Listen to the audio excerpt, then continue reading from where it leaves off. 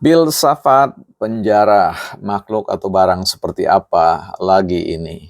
Baik teman-teman, kita akan bicara soal filsafat penjara, tentu bukan dalam artian yang kita pahami atau masyarakat pahami selama ini, yang ada kaitannya dengan perbuatan tindak pidana atau kriminalitas, persidangan, dan kemudian penghukuman ya sebagai narapidana. Tetapi kita berbicara tentang apa yang disebut dengan penjara filsafat, ini filsafat sebagai penjara. Nah, apa yang menjadi hal penting dalam konteks kita berbicara tentang filsafat sebagai penjara? Sebab bagaimanapun juga, ya, kondisi, ya, situasi atau keadaan kita sekarang ini itu merupakan buah dari apa yang disebut dengan filsafat kita. Ya, artinya sistem nilai-nilai hidup kita yang kita hidupi dan menghidupi diri kita. Ya, setiap orang itu driven by their philosophy. Ya, setiap orang itu digerakkan oleh filsafat mereka, oleh sistem nilai yang tertanam jauh di benak mereka, yang kemudian itu menjadi guidance, ya, menjadi penentu arah perjalanan hidup, pengambilan sikap atau keputusan, dan tentu bagaimana kemudian tujuan hidup mau diarahkan. Setiap orang memiliki filsafatnya sendiri, baik dalam konteks bawaan genetiknya maupun dalam konteks pengisian selama ia bertumbuh dalam lingkup keluarga, dalam lingkup sekolah, lingkup masyarakat secara luas. Ya, proses instalisasi sistem nilai itu kemudian masuk tanpa disadari dan kemudian menggerakkan setiap orang untuk melakukan sesuatu atau tidak melakukan sesuatu, memilih sesuatu atau kemudian yang lain. Nah, disinilah kemudian kita akan bicara lebih banyak tentang ya filsafat sebagai penjara. Penjara yang seperti apa? Ya. Kita tahu bahwa ada banyak dalam perjalanan hidup kita orang yang kemudian memegang prinsip. Ya, ada orang yang memegang moto, ada orang yang memegang kata-kata mutiara yang kemudian dijadikan sistem nilai di dalam dirinya. Ya, misalkan pantang baginya untuk menjilat ludah sendiri. Ya memang ludah tidak mungkin dijilat ya, tapi walaupun itu sebuah peribahasa yang mengatakan bahwa satu kali dia memutuskan sesuatu atau kemudian mengatakan sesuatu, pantang baginya untuk menariknya kembali. Nah, disinilah letak prinsip keterpenjaraan, bahwa perkataan atau sikap itu bukanlah sesuatu yang permanen, yang definitif, yang tidak bisa kemudian kita koreksi, yang tidak bisa kita evaluasi. Ya, setiap perkataan itu memiliki ruang dan peluang untuk direvisi kembali ya. Kalau Anda mengatakan sesuatu dan kemudian itu dipandang tidak baik dan melukai perasaan orang, tentu teman-teman dapat mengubahnya, teman-teman dapat kemudian menarik itu kembali dan memohon maaf dan sebagainya. Maka teman-teman akan terhindar dari dampak yang destruktif, dampak yang bisa menghancurkan peluang-peluang yang baik dalam perjalanan hidup teman-teman ke depan.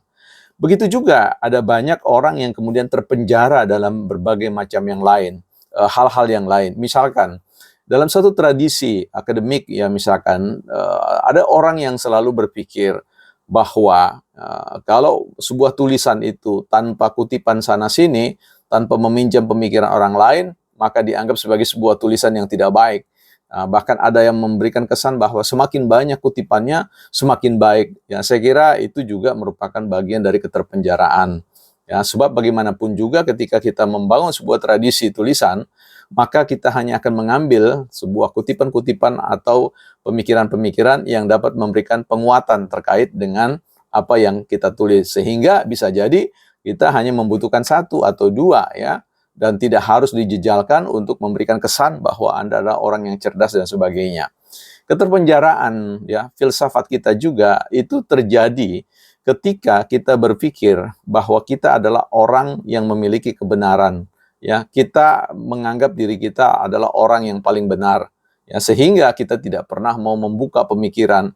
Kita tidak mau belajar dari setiap orang, dari setiap benak, dari setiap batok kepala orang lain terkait dengan gagasan-gagasan yang mungkin saja potongan kebenaran itu ada. Bukan pada kepala kita, tetapi juga pada kepala orang lain. Bahkan pada diri anak-anak pun kita bisa menimba kebenaran-kebenaran yang membantu kita untuk merumuskan, memperkuat tentang keyakinan kebenaran-kebenaran yang ada. Nah, teman-teman, berfilsafat ya, adalah mencoba untuk selalu mensangsikan ya atau meragukan tentang segala sesuatu yang kita yakini benar. Karena itu ketika teman-teman berfilsafat, teman-teman akan membebaskan diri dari apa yang saya sebut tadi ya, orang yang selalu mengaku ya meyakini dan tanpa memeriksa kembali apakah prinsip-prinsip dalam hidupnya itu adalah prinsip-prinsip yang bisa dipegang dan bisa dipakai kembali. Bagi saya, prinsip saya adalah bahwa tidak ada sesuatu yang tidak bisa diubah. Ya, segala sesuatu bisa diubah, segala sesuatu bisa diperbaiki, segala sesuatu bisa direvisi. Sehingga ketika saya menyampaikan sesuatu, statement saya, keyakinan saya, dan ketika suatu waktu orang lain mengatakan bahwa keyakinan Anda keliru, maka saya bersedia untuk memberi ruang untuk mengevaluasi kembali. Jangan-jangan memang benar apa yang dikatakan oleh rekan kita itu atau rekan saya. Yang berikutnya, ketika teman-teman belajar berfilsafat, ya, teman-teman akan memiliki kemandirian, sikap kemandirian, hidup yang berpikir, ya, artinya mampu untuk keluar dari penjara pemikiran bahwa hanya orang-orang di luar sana yang bisa mendefinisikan tentang kebenaran, menyampaikan sesuatu pikiran-pikiran yang baik, yang menjadi legacy atau warisan untuk dikutip turun-temurun. Ya, pandanglah diri teman-teman bahwa teman-teman juga adalah sosok yang punya peluang, kesempatan untuk mengisi, memberi warna terkait dengan keberadaan peradaban pengetahuan dan banyak hal dalam perjalanan hidup ke depan.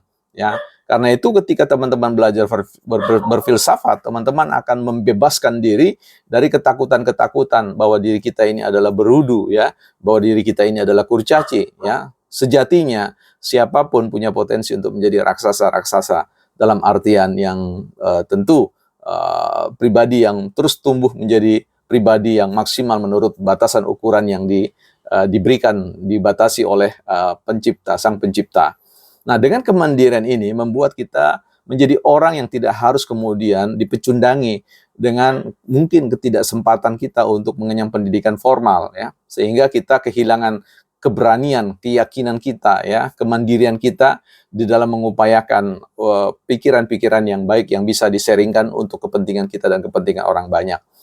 Belajar berfilsafat juga akan membebaskan kita dari berbagai macam dogma-dogma atau sistem pengajaran-pengajaran dari budaya, dari keyakinan agama yang keliru kita tafsirkan dan seterusnya, ya. Bahkan dalam prinsip-prinsip yang saya katakan tadi. Jadi, seorang yang belajar berfilsafat akan memiliki peluang-peluang untuk membebaskan diri dari penjara-penjara yang membuat seluruh potensi, ya, potensi kediriannya yang terbesar itu kemudian terperangkap dalam satu sistem keyakinan yang lemah, dalam satu sistem keyakinan yang kerdil, sehingga dia tidak menjadi sebagaimana seharusnya dirinya. Nah, karena itu teman-teman, yuk mari kita melepaskan diri dari penjara-penjara itu, ya. Penjara-penjara itu adalah, ya, sesuatu yang datang dari filsafat yang salah. Ya, karena itu untuk bisa membebaskan itu kita harus menghadirkan filsafat yang baik. Nah, saya ingin merangkumkan, ya, tujuan kita berfilsafat yang pertama memandirikan, ya, keberanian, ya, kemampuan intelektual kita. Yang kedua, kita yakin bahwa di luar diri kita juga kebenaran itu bisa ada, sehingga kita akan bertoleransi dengan rupa-rupa pandangan pikiran dari orang lain. Dan yang ketiga, kita bisa membebaskan dari prinsip atau dogma-dogma atau apapun pengajaran-pengajaran yang diwariskan kepada kita baik secara sadar maupun tidak sadar.